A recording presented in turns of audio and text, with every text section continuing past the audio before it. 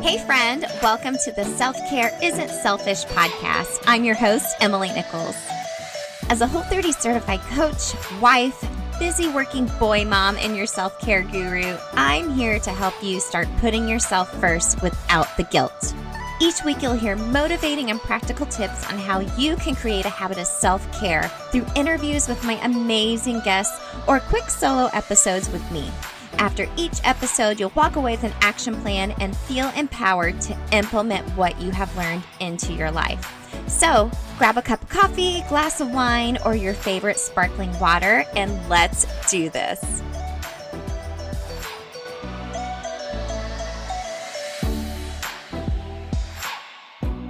You're listening to episode 58 of the Self Care Isn't Selfish podcast. I'm laughing to myself because I just knocked over my microphone before I hit record. It's just sitting on top of a shoebox here in my closet, but I'm super excited. We're turning my spare bedroom here at the house. It used to be the kids' playroom, but they're a little bit older now and don't need it.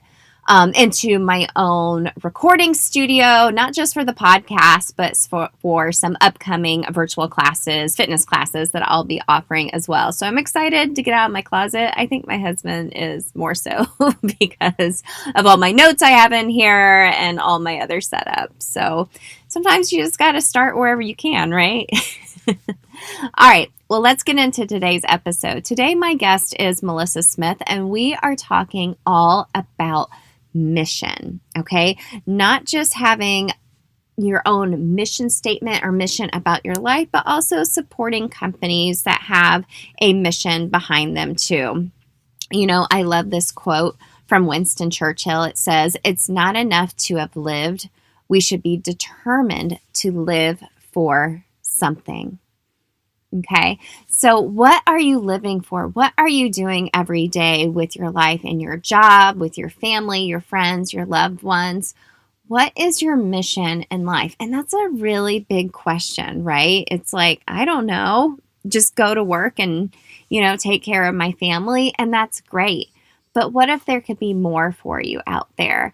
And I've been on this own self-discovery myself over the past few years. And, I actually would love to share with you all my own personal mission statement behind what I do here at the Self Care Isn't Selfish podcast, just to kind of give you a little context here. So let me read this to you. I typed this out a while ago, and I haven't read it in a while, but I like it. I did pretty good. And this can change, over time as well. So I wrote, "I truly believe that self-care isn't selfish and every woman deserves to make herself a priority. I believe this in my heart because I know what it feels like to not put myself first. Through the Self Care Isn't Selfish podcast, I will provide women free tools and the inspiration they need to start creating their own simple and sustainable self-care routine and make it a non-negotiable habit in their life. Through my coaching services, whether that be through my self-care community, Whole30 coaching, or as a personal trainer, I can help women start crafting their own self-care routine from either of those areas and just watch it snowball into other areas of their life until they truly believe as well that self-care isn't selfish." So that's the mission behind everything that I do from the show and everything that trickles down underneath that self-care isn't selfish umbrella. But we're talking even more about mission today and how you can maybe craft your own mission statement in everything that you do and in companies that you support as well. And we'll get into that conversation with Melissa to explain this a little bit deeper. So let me tell you a little bit about Melissa. So she's down in Bloomington, Indiana. She's the mother of two girls, ages 5 and 10, a wife, a former D1 volleyball player. She's really tall, y'all. She's 6'1". And she's a pharmacist turned small business owner. So that's a big jump, right? That's a totally big deal. So let me read her what she calls her small business manifesto, or it's basically her mission behind all the work that she does. It's to give women the opportunity to have a direct impact on other women around the world by connecting them with brands who are passionate about creating dignified work and have a purpose beyond just selling a product. So when you're buying something, what's the purpose behind it? Who are you supporting? We talked about this before in some other episodes as well, but also what is the mission behind everything you're doing as well. So we'll get into this a little bit more in the episode, but I just wanted to kick off the episode, have you thinking that in the back of your mind as you hear the interview between Melissa and I, as far as what is your mission statement. Maybe you need to write out your own mission statement as well. We'll be talking about this more over in the Self-Care Isn't Selfish Facebook community, so I would love for you to come join us there. It's free when we're just chatting and continuing the conversation each week from each episode of the show over there. There's a link in the show notes to join us. So I hope you enjoy this mission-filled episode and interview with my friend, Melissa Smith.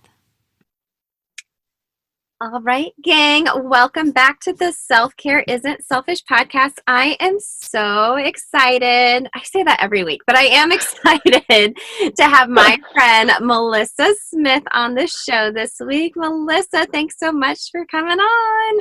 Thank you for having me, Emily. This is such a treat and just such a blessing to get to share some time with you. I'm so excited. Me too.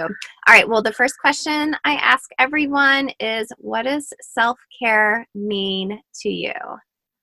So I will be totally transparent. Self-care is something I'm evolving in and trying to be better at, which you're helping me with 100%. But self-care to me is being able to fill Melissa up a little bit so that I can then pour into my family, because I know when I haven't spent time by myself and with myself and reflection or just a little bit of pampering, I cannot then do that for my family. I cannot fill from an empty cup. So I think that's what self-care is to me, is being able to fill up others because I'm full, doing things that I enjoy or passionate about. So that's what I think I would define self-care as for me.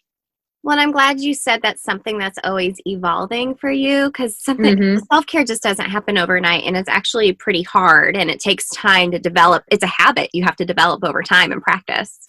Yeah, and I did not realize that until you said that. I thought, well, isn't this something that should come, self should come easily. Something that's, involved with self should come easily. Not at all for me, not for an achiever like myself. It's hard to stop and take that time, and can be uncomfortable sometimes for me. Yeah, for sure.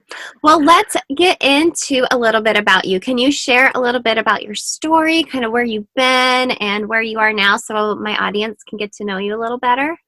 Yeah. So, okay, I'm a 37-year-old mama of two. I live in Southern Indiana. Like I said, achiever all my life. So type 3 on the Enneagram. So you can get a little bit background on me. Same. How did I guess? So, always striving to achieve, played volleyball in college at Indiana University, majored in biology, went to med school for a year and a half, left that, didn't see it fitting in with my family dreams. I got married the first year of med school at 22, and then thought, I don't know what I'm going to do now. So pharmacy sounds like the next greatest thing to making a paycheck, which was the only thing I was concerned with at the time. Mm-hmm. So went to pharmacy school at Purdue, actually finished that, and worked as a pharmacist for 6 years until about 2016. And then I left that because I felt like an imposter. It just felt very forced and very not Melissa. I've always had a passion for fashion. That is the worst rhyme ever. But I had suppressed that for so many years because of that achiever mentality, that wasn't going to get me a paycheck. That wasn't going to be a stable income. So kind of went the medical route. And then about 4 years ago, decided this is not what life is about, feeling like an imposter and a fake every day and not enjoying what I was doing. And so I decided to start my own business, and that's kind of leads up to where we are today. The last 4 years have been me just kind of pivoting and redirecting and figuring out where I'm meant to be in sort of this business with a mission that I'm in now. Yeah. It's interesting you said you felt like an imposter because I feel like probably a lot of people feel that way, but I think I'm almost 39 and I'm conditioned the same way. When I went to college, I was like, I should do something in the medical field because that is safe and reliable and you make a paycheck. But I had taken an art history class my senior year in high school, and I was like, ooh, I really love this. My parents were like, What are you gonna do with that? I was like, well, I might as well get a business minor just in case. Yes. But I wonder how Same many thing. other people listening are like, I feel like an imposter not living my true self right now in the job I'm in because that's just the Hmm. way I was conditioned and, society raised to fit into this norm. But it's so scary to step out of that norm, though. So, how did you do that? Stepping out in Yeah. fear more so than anything. Yeah. Yeah. And that is really, really scary because yeah, like, right. Like you can either be like a lawyer, a doctor, or a nurse. That's kind of like, I feel like those, or a teacher, those are Or the teacher. things we grow, those are the things we grow up thinking we can be, right? Like Right. that's it. There's nothing else outside this realm of possibility. Um, but for me, stepping out in fear has not really been something that's hard for me. Mm. Um, because I'm always someone that I look at the worst case scenario and it really isn't that bad for me. Like the worst case scenario in terms of stepping out in fear with what you do for a living is like money, right? Like okay, I might lose money. Money for me is not like an idol or something that I worship or like it's not what I'm chasing after. So if I lose that, like it's going to be okay. We're going to be able to pick up the pieces and move on. So when I left the pharmacy, the biggest thing I was leaving was a paycheck. Like we'll figure it out. I know it'll be scary, it'll be stressful, but like I don't want to live my life worshiping that one thing, right? And like always chasing after that one thing. So if the biggest thing I'm going to lose is money, for me that's not a huge deal. And so if I kind of look at that with everything in business, I mean that's going to be the biggest thing that you might lose. The other thing being like, what are people going to think of you, right? That's the other big fear in That's big. leaving like a stable job, especially parents. Like, my dad many times is like, I don't understand what you're doing. Like you're throwing away a 401k. And so that's the other fear. I think that's the bigger fear that's harder for me is like, how are people going to perceive that? Yeah. Yeah. So we fast forward then. So you decide to leave being a pharmacist and you decided to start Arrive Market. Can you tell us a little bit more about that and the mission behind it? And I just have to say, you're so passionate about it. And that just comes across so crystal clear on social media. Well, thank you for that. I'm so glad. And like people often say how do you sell things and how do you do so well? I'm like, I'm just passionate. Like this is just the thing that God has put on my heart. And so I feel like I'm going to keep moving in that direction. But yeah, so I knew when I left the pharmacy and I wanted to start in business and entrepreneurship, like it was going to have some sort of mission behind it. Like it couldn't just be Melissa making money because guess what? That's what being in the pharmacy was. Yep. And that was not sustainable. That was not enjoyable for anyone. So it's gonna have to be missional. And I truly think that like whatever it is that you seem to love and latch on to, like that can be your business and it's gonna be missional because that joy, like you said, is just gonna radiate. It's just gonna radiate. It's just like it does with you, with what you do. People just feel that because it's so authentic. And so yeah, I knew I love fashion. I started to learn through Noonday. Some of you may know about it, about fair trade accessories, which I never really knew about. And so I didn't realize people weren't paid fairly when they made the stuff that we wear. It was not a reality to me. And I thought, you know what, if I can meet women who want to make a difference in the lives of others and meet them through fashion and shopping and allow them the space to positively affect another woman around the world through shopping and fashion, then that's it. That's the mission right there. And so that's kind of how Arrive Market was born. Everything would be ethically made, everything would be fair trade, and just give really women an opportunity to give back, to have a positive impact through doing something they love, which is shopping. And so Yeah. that was just a no-brainer. Amazing. So with Arrive Market, what mission does that specifically support? Yeah, so we have like a give back section where we donate profits each month and we can choose a different organization. But really the main mission is providing dignified work. So around the world in fast fashion, so cheap fashion, people are not paid fairly. They're not paid a living wage. So they can't afford to send their children to school. They can't afford housing. They can't afford healthcare. And that makes them really vulnerable. And it makes them really vulnerable to being trafficked, to being put into slave labor, indentured labor. And so if we can provide them through clothing and, bags or whatever it is they make and provide them with a living wage, which is called a living wage, that's how we kind of break that cycle. And then they start sending their kids to school, and then they can afford healthcare, and now they're no longer vulnerable to being trafficked or whatever it may be that's going on. Yeah. That's really how we work. Well, and I think a lot of this is you don't know what you don't know. And when it comes to light, like, oh, how was these pants made that I'm wearing or this dress? And then it's like, oh, it doesn't feel Yeah. as good and you'd rather have a mission behind it. So, you Yes. know, and I feel like child trafficking right now, especially, is being talked about a lot more, and there's being more light shed on it. And I know I'm trying to educate myself a little bit more on it, and I know you're pretty well versed in it as well. How could someone find out more information about child trafficking and how we could help in regards to that? Yeah. So I think, like you said, you don't know what you don't know, right? And so just a lot of people don't know about this. And so I think we have to first go into it assuming that other women don't know.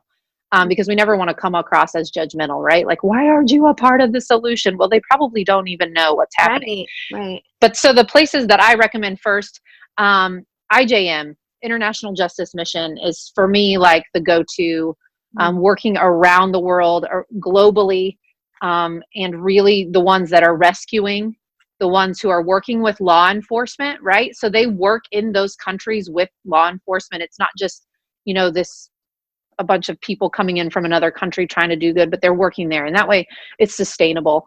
So I love IJM. And then also following survivors who are outspoken on social media, like Rebecca Bender. I think she's an incredible resource. She has a testimony that will just rock your world.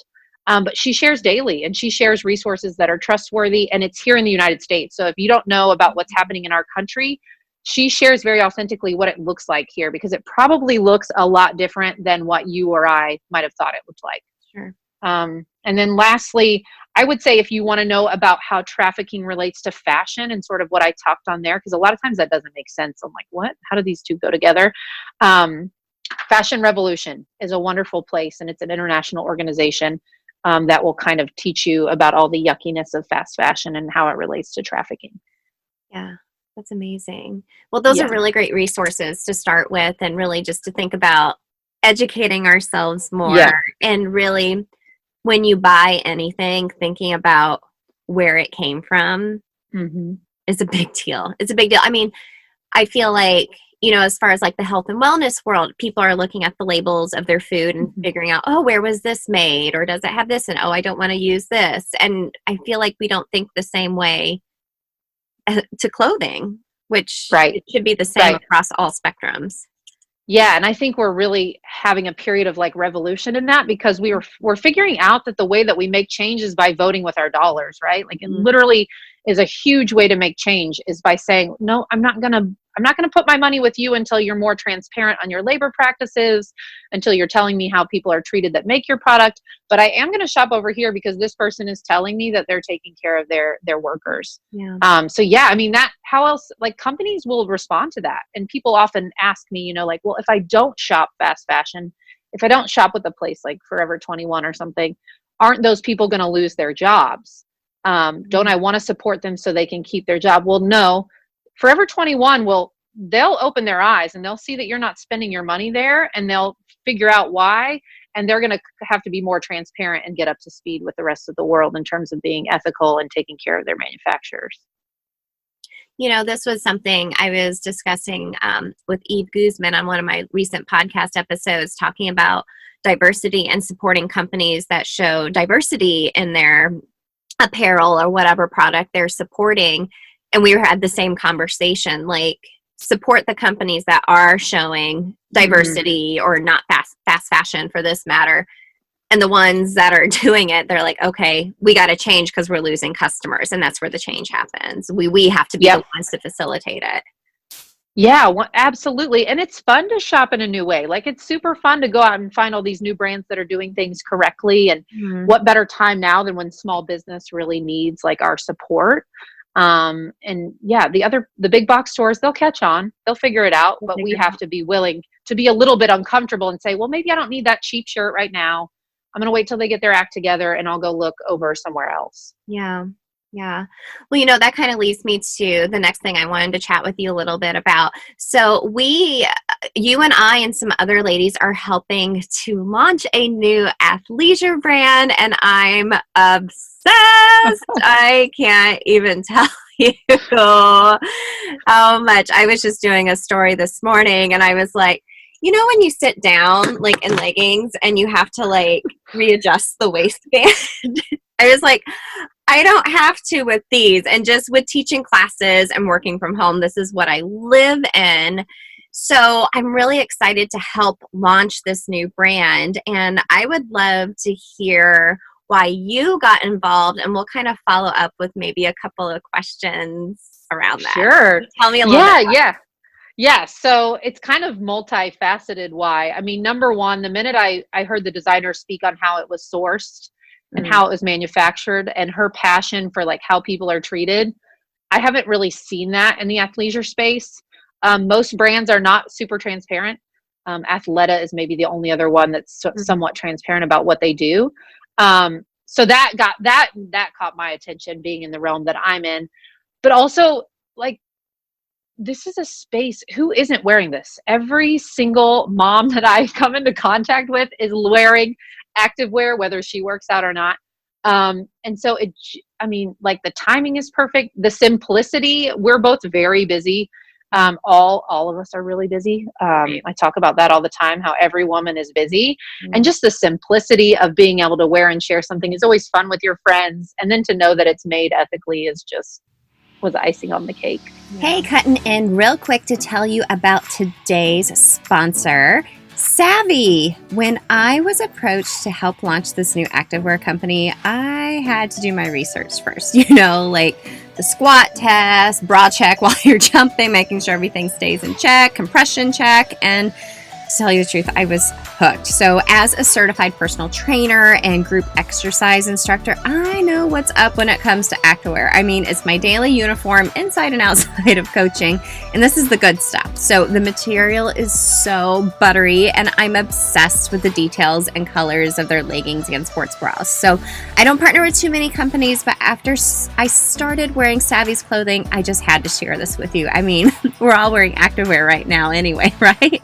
Well, it's super easy to shop. Just download the app via the link in the show notes, and make sure to log in every Friday at 1:30 p.m. Eastern for all of the new styles and restocks dropping. So SAVVI is just in pre-launch before they go all out in the new year. So every Friday they release these new styles, and they sell out so quickly. So this is giving them all the data they need to find out what styles we all love the most. So when they launch early in the year, they have so many wonderful styles that we all love. So make sure to log on every Friday at 1:30 p.m. Eastern to see those new styles drop, and make sure you set an alarm, because insider tip, they sell out super fast. So, and while I'm helping SAVVI launch, they've personally given me some $25 off coupon codes for you to use on your first purchase. So message me directly on Instagram at EmilyNichols22, that's EmilyNichols22, for a code, and I'll send it your way to save you some money. So I do have limited coupons each month, so make sure to message me ASAP. So download the SAVVI app via the link in the show notes, and let's dress to feel our best. And you know what, my friend? That is a form of self-care. And I don't think a lot of people realize this. Nicole Bush and I talked on this subject matter a while back on the podcast about dressing the way you want to feel. You know what I mean? And I feel like getting up in the morning, getting ready, getting dressed, and feeling good about what you're wearing, it's a form of self-care, and it's going to make you feel good and actually even more productive throughout the day versus if you're staying in your jammies. I mean, there's days where that happens too. Nothing wrong with that. But, but I'm like, if we're all going to be wearing activewear all the time, it might as well make you feel good as well. And especially make you feel good knowing where it's sourced from as well. Yeah. So it's making you feel good on multiple levels, right? And like, you're so like, there's something like you just stand up, taller, you carry yourself better. I did my hair and makeup this morning, and like all of that together. And you know what? I'm so glad you said that, because I never thought of that as self-care. But that time I took this morning to like listen to a podcast, do my hair, put some makeup on, put cute leggings on. Like that is self-care. I felt really good after that and really full and ready for the day. So I'm glad you pointed that out. But yeah, like getting dressed in something that makes you feel good is such a confidence booster. And it doesn't have anything to do with like what the outside world thinks of you, but just how you stand in front of the mirror and look and feel. Yeah. And I mean, good. it's not superficial. It's really more internal. And I don't think a lot of people realize that sometimes.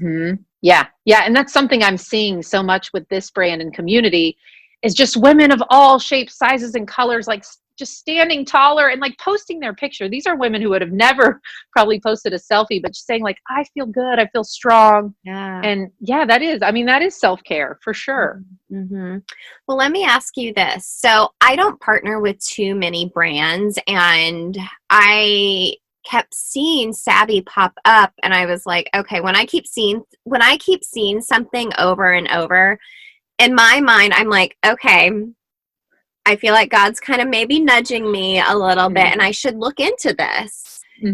But like I said, I don't partner with too many brands. So I was kind of like, yeah, it's about a month research going into this before I even like talk to anyone about it, because that's just the way I flow. But what would you say to someone who really is just super passionate about, you know, a clothing brand that they want to represent, or even like a wellness brand or food or shampoo or whatever, how to share what you love, but maybe they feel a little nervous about doing that? How would you encourage someone to do that? Yeah. So, I mean, I think it goes back to like me when I left the pharmacy. Like, what is the biggest thing that you have to lose in terms of fear? It's probably really not that big in the grand scheme of things, but all that you have to gain. And I'm not talking monetarily. I'm talking putting that product on or using that product that you love every day. Again, that's a form of self-care. Sharing that with another woman, that's a gift too that she may not know anything about, right? And again, telling her it's okay to invest in herself, and something that she enjoys, and just stepping into that fear again of like the worst thing that could happen in probably any of these instances is like you're out a little bit of money for something that you love, like a product that you love. And so to step into that, imperfect courage, as Jessica Honegger puts it, I love that phrase so much, because it's going to be messy. Just be messy. I think what I find a lot of women who do this successfully or who are entrepreneurs is they are just literally not afraid to make a mistake. They're not afraid to look like a goofball. They're not afraid to look like a hot mess. They're just themselves, because women want to connect with someone like them. They don't want to connect with the perfect version of you or I. They want to connect with someone who looks like them, acts like them, is a hot mess, doesn't know what they're doing, but says, I just go for it anyways, because what's the worst thing that could happen? That's how I feel. And that's how things come across. You don't have to worry about being salesy that way. You're just sharing something that you love and doing it very messily, which we all are. Yeah, right. Well, and I think it's such a wonderful time for female entrepreneurs and pursuing what you love. And like you said, just having imperfect courage and doing it scared can really lead to success. And I think that's been some of the keys to your success so far, Melissa. I mean, you're so passionate about what you're doing. You would be sharing this with your girlfriends anyway. 100%. Yeah. And like, it's all just part of the life that I lead, that I like to share. And that is just being vulnerable, because women, that's all I ever hear from women is thank you for just being you and for being vulnerable. That's it. And guess what? We can all do that. Yep. There's no secret sauce. We can all be vulnerable and open. You don't have to do it on social media. You can do it, in your friend circle or through fellowship or however that is. But that's what we're looking for, is connection, especially right now. Like, we are craving connection right now so bad because we're so isolated. Yeah. Well, Melissa, this has been such a great conversation. And I think the overarching theme is just having a mission behind what you're doing, who you're supporting, and just showing up in life with a joyful heart more so than anything, and spreading that to other people, because negativity can spread, but I think joy can spread even faster, but that's a little bit harder to put out there and be vulnerable. But Thank you so much for sharing your heart with us and what you're doing with your businesses. It's just amazing. I'm so happy we've been able to connect and we're launching this brand together. It's so fun. I'll include some links in the show notes so people can check it out. I'll have some $25 off coupons too if anyone wants to try out some amazing activewear. I know me and Melissa are both wearing some of our leggings right now. Bra and leggings. I'm ready for the day. Right. Yes. Where can everyone find you and connect with you?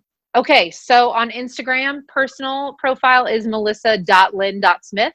And then on Facebook, it's going to be Melissa Brewer Smith. That's my maiden name, but really Melissa Lynn Smith on Instagram, and then Arrive Market on Instagram and Facebook. That would be sort of the business side of things. Wonderful. Oh my gosh. Thank you so much. You're such a bright light and just such a joy. Thank you so much for sharing your heart with us today. Thanks for having me, Emily. You are the best. You're such a gem. Yay. Right back at you. I love you. All right, girl. I hope you all enjoyed that conversation with Melissa. She is just such a joy and bright life in the world. And make sure to go follow her on Instagram. I've included a link in the show notes because she's super fun. Like, she really just lights up my day watching your stories. So thanks, Melissa, for this conversation. So let's get into my 3 big takeaways from this episode with Melissa. Number 1, sometimes what holds you back is what other people are going to think of you, right? I could so relate to this when Melissa mentioned leaving her safe job as a pharmacist and all that schooling she went through to pursue something she was more passionate about. That was super scary, but the big thing holding her back, other than, the paycheck option of it, was also what other people would think. And guess what? Who cares, right? It all works out. And sometimes that's just more fuel to your fire to let people know, like, hey, I know what I'm doing. I'm very, very passionate about this, and just doing it anyways. Number 2, educate yourself on the companies that you support and do the research. Like we mentioned, there's a lot of quick fashion companies out there, and the more we support companies that are getting ethically sourced materials for their clothing and treating their employees right, the more we support them instead of the other companies, the more the other companies will take notice and hopefully turn around their policies and procedures. That's just going back to your mission. Again, just having a mission around the people and companies that you like to support as well. And lastly, my 3rd biggest takeaway is to write your own mission statement. That could be for you as a professional. It could be for you and your family. And I'm going to help you do this real quick. I'm going to break it down super, super easy. So there's just mainly 3 parts of a mission statement. Okay. And I actually want you to write it down, either pen to paper or just open up a Google Doc and start typing it out, because it's way more real if you see the words on a piece of paper or on your laptop, right? Versus just thinking them. So writing your mission statement, it needs to have a statement of mission or vision. Okay. A statement of your core values that shape the acts and behaviors of what you do every day, what your family does, and then a statement of the goals and objectives, if I can talk. Okay, so super easy. Statement of your mission or vision of your family or profession, statement of your core values that shape the acts and behavior, and then a statement of your goals and objectives.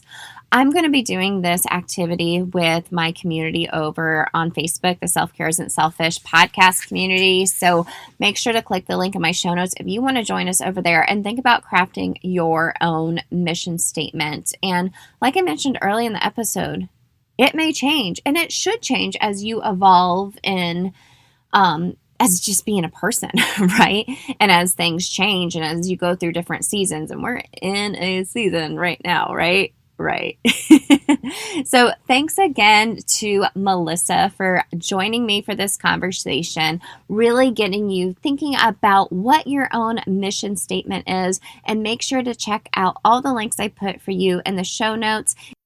I've included a link to download the SAVVI app so you're able to shop the new activewear brand Melissa and I are helping to launch right now. It's so amazing, guys. I'm so obsessed. And message me over on Instagram at EmilyNichols22 and let me know if you want a $25 off coupon code, and I will get that to you, friends. So thank you all again for listening, sending lots of love your way, and I want you thinking about over the next week what your mission statement is. You all are truly, truly near and dear to my heart, sending you again lots of love, and I'll see you next week. Bye.